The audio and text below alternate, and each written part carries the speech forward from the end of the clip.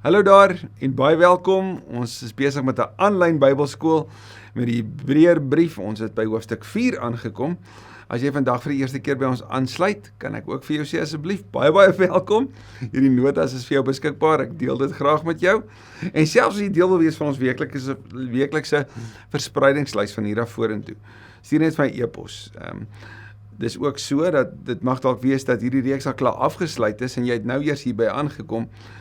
Ek sal waarskynlik ook weer vir jou hierdie notas kan stuur.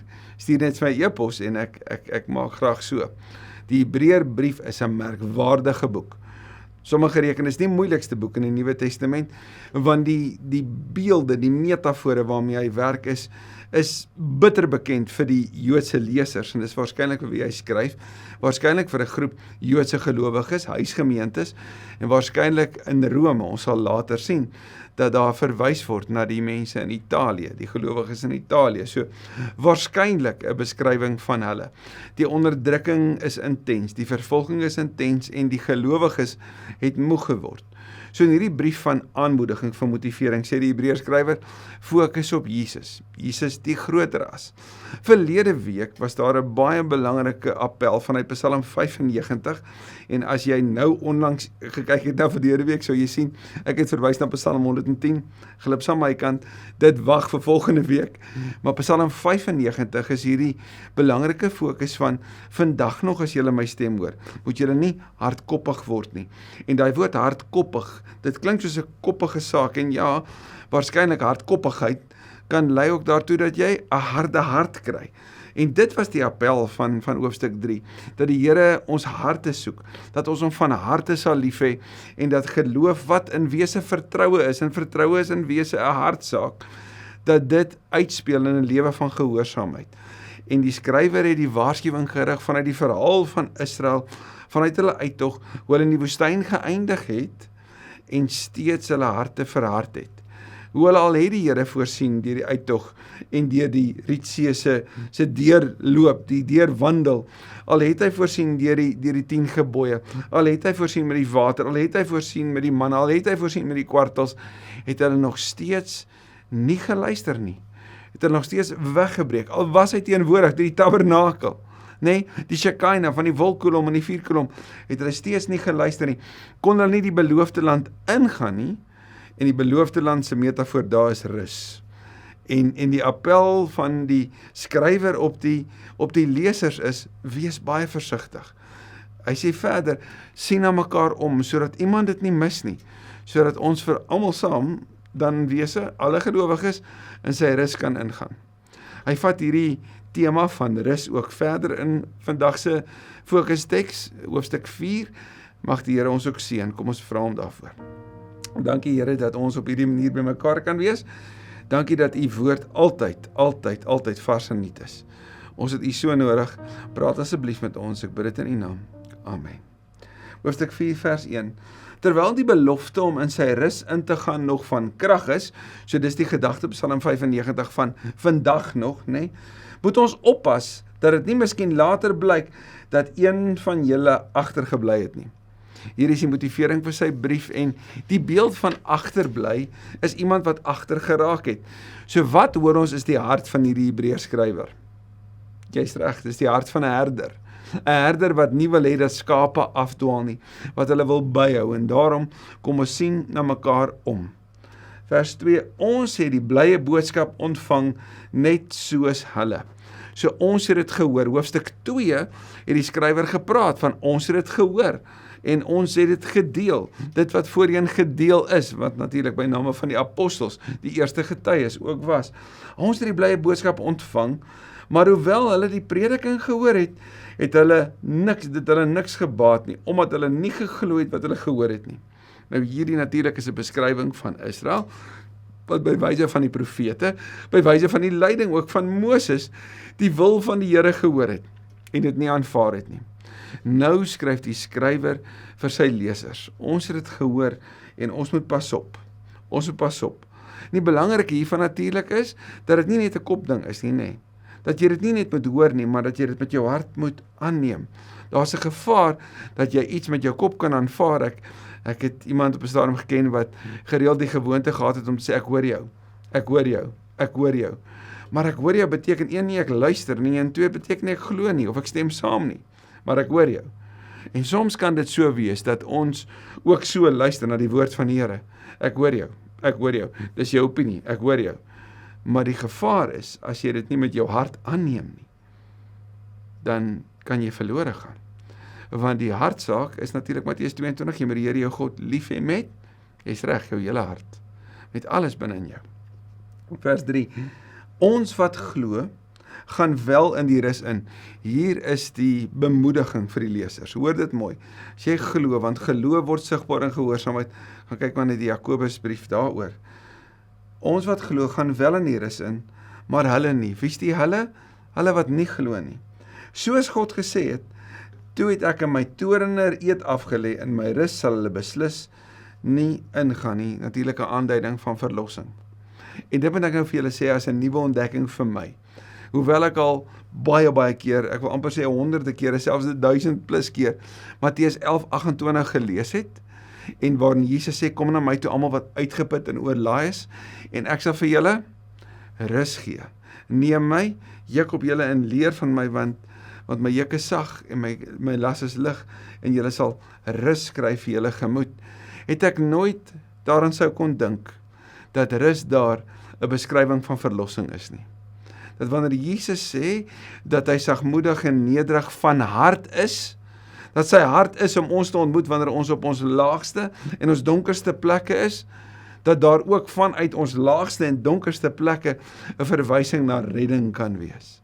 Dat hierdie rus, wat vanuit die Hebreërbrief 'n duidelike beskrywing van redding en van 'n ewige bestemming by God, van 'n einde van rondswerwing in die woestyn van die lewe kan wees, dat dit juis in Christus is, waar die redding gevind word, en waarin ek en jy tot rus kan kom, waarin ek en jy deur hom in God se rus kan ingaan, né? Wat 'n merkwaardige gedagte, ook in hierdie dag. My rus sal hulle beslis nie ingaan nie, vanweë hulle ongeloof. En tog was sy werk na die skepping van die wêreld reeds afgehandel. So hierdie gedagte is om Genesis 2 en Psalm 95 met mekaar te laat praat. Die werk was afgehandel. God se werk is klaar. Jy sou kon sê, God se reddingsdaad van Israel was klaar, en tog het hulle nie geglo nie. Want ergens in die skrif word van die 7de dag dit gesê. En God het op die 7de dag gerus van al sy werk. Genesis 2 vers 3. Terwyl hulle hier weer gesê word, in my rus sal hulle beslis nie ingaan nie. So ons het 'n rus en ons het 'n nie rus nie. So wat beteken dit wanneer God rus van sy werk? En hier is die verstaan vanuit baie van die Joodse rabbies se verduideliking van Genesis 2. Wanneer die Here rus van sy werk, beteken dit nie hy was uitgeput, soos ek en jy baie keer is na die einde van 'n week nie. Ek wil net tot rus kom, ek wil net 'n bietjie gaan rus. Ons werk 11 maande om die 12de maand te gaan rus, daai hele fokus daarop. Nee, hierdie beskrywing van rus is die Here het geskep, en toe het hy tuis gekom tussen sy skepping. So rus word beskryf as tuiskoms, en dit is 'n baie mooi verduideliking, en dit maak sin as ons na Hebreërs kyk, dat redding is tuiskoms. Dis om by die huis van die Vader tuis te kom. So as die Here tuis gekom het in sy skepping, hy maak dit moontlik vir ons om by hom te wees. Die rebellie van die sonde is 'n wegbeweeg. Die evangelie is 'n terugbeweeg. God wat hom aan Abraham bind, God wat hom aan Moses bind, God wat hom aan Israel bind, God wat hom deur Christus aan ons bind, wat glo, 'n pad terugvind na die Vaderhuis toe is om weer tuis te kom, is die belangrike dis dat ewige rus is 'n realiteit, maar nie vir hulle wat nie glo nie. Maar daar's vandag nog 'n oomblik. sien jy die speling van 'n bestaande rus, van 'n ewige rus wat ons in kan deel hê as jy glo, en van 'n nog nie rus nie vir hulle wat ongelowig is. En hierdie 3 beelde word hier met mekaar vergelyk. En God het op die 7de dag gerus van al sy werk. So hy het tuis gekom. Terwyl hier weer gesê word, in my rus sal hulle beslis nie ingaan nie. So die beskrywing van Psalm 95 hier, 'n vraag, as daar rus is, en jy gaan in die rus in nie, sal die vraag natuurlik wees, wat is die rede? En die antwoord, ongehoorsaamheid, ongeloof. Vers 6, die wat vroeër die blye boodskap gehoor het het dus van wie hulle ongehoorsaamheid nie in sy rus ingegaan nie. En wat sou die blye boodskap daai tyd wees? Redding. Redding. Redding. Redding en op pad na 'n beloofde land, 'n beloofde tuiskoms, 'n deur die Jordaan heen na 'n plek wat God reggemaak het. Maar vir sommige bly die moontlikheid bestaan om weer in sy rus te gaan. So hier 'n hulle ongehoorsaamheid na 'n direkte lyn na vandag toe. So 'n spring tussen twee tydslyne as jy wil. Die belangrikste nou hier is daar's vandag nog 'n oomblik vir redding. Rus in Christus. Glo in Christus en jy kan in sy rus ingaan. Daar's nog 'n vandag. So die herderbeeld van niemand wat verlore gaan nie, is nou hier ook 'n evangelis beeld. Deel met ander die beeld, maak die nuus bekend, vertel vir ander, die rus kan ook joune wees. Vers 7, God het immers weer 'n dag bepaal, naamlik vandag. Wanneer hy, soos reeds voorheen aangehaal, soveel later by monde van Dawid sou sê, vandag as julle sy stem hoor, moet julle nie hardkoppig wees nie. Psalm 95 vers 7 en 8. As Joshua hulle in die rus laat ingaan het, as Joshua in die rus laat ingaan het, sou God nie daarna nog 'n ander dag van gepraat het nie. So, die rus daar is 'n tuiskoms natuurlik in die beloofde land, maar dit is 'n alreeds en 'n nog nie. Want die ewige rus is 'n groter rus as die plek van rus na die omswerwinge vir Joshua. En onthou mooi, Joshua se verhaal, dit is eintlik asof die skrywer van die Hebreërbrief met die rol van Numeri hier voor hom sit en hy lees die verhaal en hy dink van homself, maar daar was omswerwinge, daar was die wat nie ingegaan het nie. Joshua kon ingaan, ander het agtergebly. Gits, wat is die lyne, wat is die belangrikheid vir ons? Maar dan sou hy ook kon onthou jy, daar was 12 mense wat die beloofde land verken het. En toe hulle teruggekom het daar in Numeri word dit beskryf, is daar 'n meerderheidsverslag. 10 van die 12 sê, dis onmoontlik, ons moet hier bly. 'n beskrywing eintlik van ons moet terugkeer, nê? En net 2, Joshua en Caleb sê, nee, die land loop oor van melk en honing, die geleenthede is groot, ons moet gaan. En dan wil hulle om die lewe bring. En danksy Moses se ingrype word hierdie Joshua en Caleb, jy is die 2 wat voorstap. En Joshua hoor, wees sterk, wees vasberade. Jy moet hierdie volk lei. Wees veral sterk en vasberade in die uitvoering van die wet. Met ander woorde, in jou gehoorsaamheid, in jou verbintenis. So as Joshua al in die rus laat ingaan het, sou God nie daarna nog 'n ander dag van gepraat het nie. So 'n rus wat nog nie gerealiseer het nie. Daar was dus nog steeds 'n sabbatsrus vir die volk van God. Want elkeen wat in die rus van God ingaan, rus van sy werk, net soos God van syne. Hierdie is 'n beskrywing van die evangelie. Want sien, tot op hede was die verstaan voor die evangelie, voor Christus, was die verstaan van redding gekoppel aan 'n offer wat gebring word deur 'n hoëpriester en die uitleef van die wet en die nakom daarvan. So redding was baie gekoppel aan wat ek doen. Die evangelie kom sê nee, Christus in my plek. Christus bring 'n offer. Christus betaal 'n prys wat ek nie kan nie, sodat ek 'n geskenk gaan kry wat ek nooit sou kon verdien nie. En dit kan ek net kry deur te vertrou op hom, deur te glo. So in plaas van om te werk vir my redding, ontvang ek vir my redding. In plaas van om te werk, rus ek nou. Sien jy wat hier gebeur? So jy rus van jou pogings. Jy het tot rus gekom. Hy gee vir jou rus, ewige tuiste, saam met hom. Dis die Sabbatsrus. En die wag nog is 'n beskrywing van iets wat in die toekoms is. En hier is die Nuwe Testament se 2 beelde. Die beskrywing van 'n kreatiewe spanning tussen die alreeds en die nog nie. Christus het rus gebring. Jy deel nou al reeds in daai rus. Maar terwyl jy op aarde is, het dit nog nie gerealiseer nie. Terwyl Jesus nog nie gekom het nie, het dit nog nie volledig gerealiseer nie. So dis tussen die alreeds en die nog nie.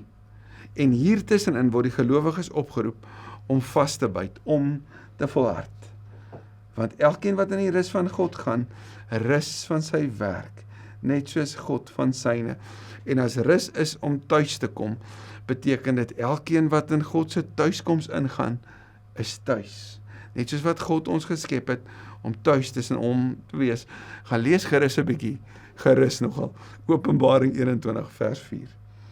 Laat ons dan beywer om in daardie rus in te gaan. Filippense 3 beskryf Paulus dit so: ek maak my los van wat agter is, ek strek my uit na wat voor is, ek wil dit alles myne maak, omdat Christus my reeds syne gemaak het. Daai is die evangelie.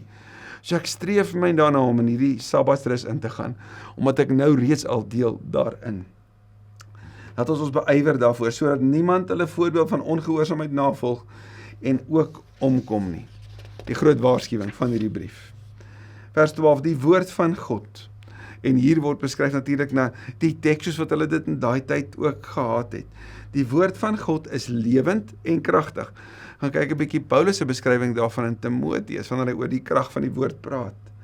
Dit is skerper as enige swaard met 2 snykante en dring selfs tussen die skeiding van siel en gees en van gewrigte en murg. Wat hy dus sê is God se woord praat binne in die diepste van ons menswees. Natuurlik is hierdie 'n oorlogsterm, ons sien in Efesiërs 6 word die woord ook met 'n swaard gebruik. Dit word waarskynlik beskryf as 'n kort swaard wat jy in kontak naby iemand sou gebruik om die vyand te troef, nee, en dat dit naby kom en dat dit intens is en dat die effek daarvan dadelik is en beleef kan word. So die woord is skerp. En wat doen hierdie woord? Dit beoordeel die bedoelings en gedagtes, wat? Van die hart. Ons hoor die hele tyd by die Hebreërskrywer hierdie beeld van die hart. So hoekom doen ons wat ons doen? Wat is die fokus van ons lewe? Wat leef hier binne? Hoe toets ons dit?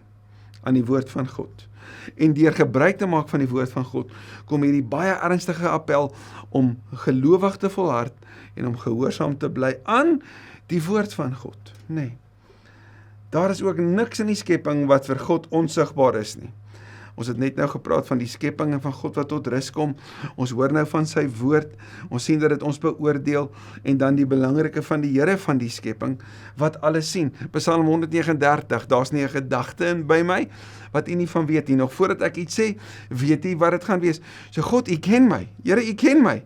Van alle kante af, van binne af, van buite af, u weet alles van my af, né? Alles lê oop en bloot voor sy oë. En aan hom moet ons rekenskap gee. En die belangrike woord hier van rekenskap is die verstaan dat as ek ongelowig gaan wees, gaan ek dit moet verduidelik. So die beeld is die van 'n hofsaak, dat ek voor 'n regter gaan moet verskyn en ek gaan moet rekenskap gee. En watter rekenskap gaan ek gee? As die regter se seun die prys vir my verlossing betaal het en ek dit verwerp het. Hoe gaan ek ooit myself kan verduidelik? Aan hierdie regter wat ook die skepper is, en wat my so lief het, dat hy sy seun gegee het, en ek hierdie geskenk van hom verwerp het. Terwyl ons dan nou 'n hoëpriester, en hier lei hy 'n nuwe tema in, want die hoëpriester, natuurlik is daar 'n lyn van priesters, 'n hoëpriester neem ons na offers toe, nou ons het net nou gesien van om te rus van jou werk, so hierdie beelde vleg hy so by mekaar, maar die belangrike is, die Hebreërskrywer wil die lesers bring by die grootheid van Christus, en ons het nou al gesien dat hy bring rus, né? En in hom is daar rus, want hy is God, so jy wil nie van hom al wegdraai nie, jy wil na hom toe hardloop. Nou is hy 'n hoëpriester, word hy beskryf as 'n hoëpriester. Terwyl ons dan nou 'n groot hoëpriester het, in hoofstuk 5 vers 1 tot 10 gaan hierdie so mooi uitpak, wat reeds deur die hemele gegaan het, Jesus die seun van God, laat ons bly vashou aan die geloof wat ons bely. En hierdie woorde geloof wat ons bely is 'n refrein in die Hebreërbrief, maar ook in die Nuwe Testament. Die belydenis van Christus is die Here. Christus is die Here. Maar kyk mooi wat doen die skrywer hier. Jesus se werk op aarde is voltooi. Sy laaste woorde, dit is volbring, dis klaar. Beteken dit Jesus het gegaan om te gaan rus? As ons na die Hebreërbrief kyk, gaan ons later sien, net soos in Romeine 8, dat Jesus se werk op aarde is voltooi, sodat hy sy werk in die hemel kan gaan voortsit. En wanneer ons kyk na Jesus se werk in die hemel, dan hoor ons die heeltyd, hy is ons hoëpriester, want wat doen hy daar? Hy pleit vir ons, hy tree vir ons in. So waar die hoëpriester namens die volk voor God verskyn het, kom Christus om namens ons voor die Vader te verskyn. Hy tree vir ons in met gebed. Kyk 'n bietjie mooi Romeine 8 vers 31 tot 37. Jy gaan dit daar ook sien.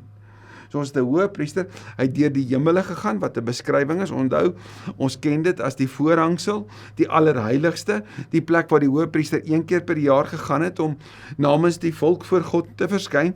Wel, nou is die voorhangsel geskeur, nê? Dis oop. Christus het deur gegaan en hy is in die hemel en hy dien daar as Hoëpriester van God voor ons. Hy dien namens ons, nee, hy verskyn in ons plek, as dit ware, voor die Vader, voor die Koning, die Hoëpriester, die allerheiligste waarin hy ingaan. So Jesus die Hoëpriester, gaan ons nou sien, word beskryf as die Seun van God. So hy is nie net 'n Hoëpriester nie, hy is ook die Seun van die Vader. Wat 'n wonderlike bron van hoop en sekuriteit en vreugde en vrede is daar nie in hierdie vers nie. Die Seun wat die Hoëpriester in die hemel is en namens my intree. Vers 15, die Hoëpriester wat ons het, is nie een wat geen medelee met ons swakhede kan hê nie. Hy was immers in elke opsig net soos ons aan die versoekinge onderwerp, maar hy het nie gesondig nie. Jesus is 'n ander Hoëpriester. Hy is volledig mens, wat natuurlik deel was van die storie van Israel. Die Hoëpriester was 'n mens, maar hy was 'n sondige mens, so wanneer hy ingetree het hy ook vir sy eie sonde ingetree. Christus is sondeloos. Hy het nie sonde gedoen nie. Daarom is hy die volledige Hoëpriester. Daarom is daar na hom nie enige ander offer meer nodig nie. Hy het volledig in ons plek ingetree, maar nie net dit nie, hy is sondeloos en nie net dit nie, hy verstaan presies wat die gevoelens is wat ek en jy as mens het wanneer versoekings oor ons kom, wanneer swaar kry oor ons kom, wanneer honger en lyding oor ons kom, wanneer onregverdige behandeling oor ons kom, wanneer angs en spanning ons tref, wanneer eensaamheid ons tref, noem dit maar. En aan die einde van hoofstuk 2 en hier aan die einde van hoofstuk 4 hoor ons het 'n leidsman, 'n Here wat medelee het. Die beskrywing daarvan in die evangelies is die woord splagma of splagnitsomai. Jesus se omgee laat sy ingewande draai. Dis sy intense omgee vir ander, vir mekaar, vir jou en vir my. Een wat geen medelee met ons swakhede kan ken nie, dis hy nie. Hy was immers in elke opsig net soos ons onderwerp. Daarom is hy die volmaakte Hoëpriester. En kyk dan hierdie wonderlike vers om mee te eindig vir jou en my. Kom ons stap hierdie tyd in met hierdie gedagte ook. Kom ons gaan dan met vrymoedigheid na die genade troon, sodat ons barmhartigheid en genade kan ontvang en so op die regte tyd gered kan word. So as ons dink oor hoe hierdie hoofstuk begin het met die beskrywing van rus, dan sal hierdie beskrywing van redding presies dit wees. Hoe kom ons by hierdie redding uit? Deur die barmhartige en genadige wandel agter Jesus aan. Daar ontvang ons genade op genade. Daar hoor ons die barmhartigheid van die Here wat sê, kom na my toe, ek is sagmoedig en nederig van hart. So kom na die genade troon toe, kom na die Hoëpriester toe, wat medelee het, wat verstaan, en gaan daarheen met vrymoedigheid, nie met skaamte nie. Nie met 'n selfverdienste nie, verseker nie met trots nie. Hardloop met vrymoedigheid, want jy het 'n Here wat jou liefhet. En hierdie beskrywing van barmhartigheid, genade, is so 'n herinnering aan Eksodus 34, wat ook as 'n refrein so agter die teks van die Hebreërbrief die hele tyd beweeg. Ek is die barmhartige en genadige God, lankmoedig, vol liefde en trou.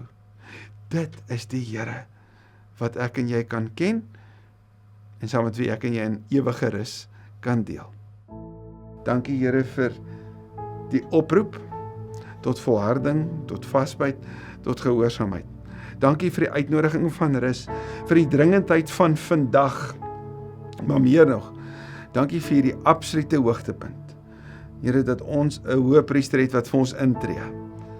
Dat ons, wanneer ons tot u troon nader, ons genade op genade ontdek, want daar is 'n barmhartige en 'n genadige God.